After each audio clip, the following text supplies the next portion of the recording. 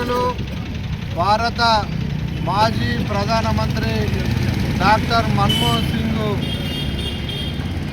అకాలంతో అనారోగ్యంతో మరణించడం జరిగింది.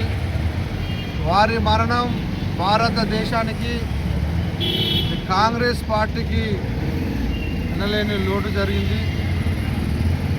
వారు ఒక ఆర్థికవేత్తగా, ఆర్బీఐ గవర్నర్గా, ఆర్థిక శాఖ సెక్రటరీగా, పివి నరసింహారావు గారి క్యాబినెట్లో ఆర్థిక శాఖ మంత్రిగా, భారతదేశానికి 2 పర్యాయాలు ప్రధానమంత్రిగా కాంగ్రెస్ పార్టీకి నాయకత్వం వహించి భారతదేశంలో ఆ రోజు పివి నరసింహారావు ప్రధానిగా ఉన్నప్పుడు, వారు ప్రధానిగా ఉన్నప్పుడు భారతదేశంలో ఆర్థిక సంస్కరణలు తీసుకొచ్చి భారతదేశాన్ని ప్రపంచ దేశాల ముందు నిలబెట్టిన ఘనత మన్మోహన్ సింగ్ గారికి చెందును. ఆర్థిక రంగంలో ఎనలేని కృషి చేయడం జరిగింది. వారి లోటు విషాదకరం.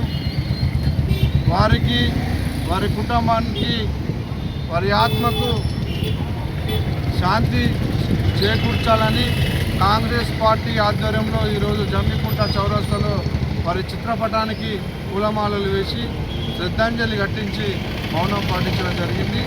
వారి ఆలోచన విధానాన్ని, ఆర్థిక సంస్థలను, వారి జీవితం చరిత్రను ప్రతి కాంగ్రెస్ కార్యకర్త ముందుకు తీసుకుపోయి వారి ఆలోచన విధానం ముందుకు తీసుకుపోవాలని ఈ సందర్భంగా తెలియజేస్తాం.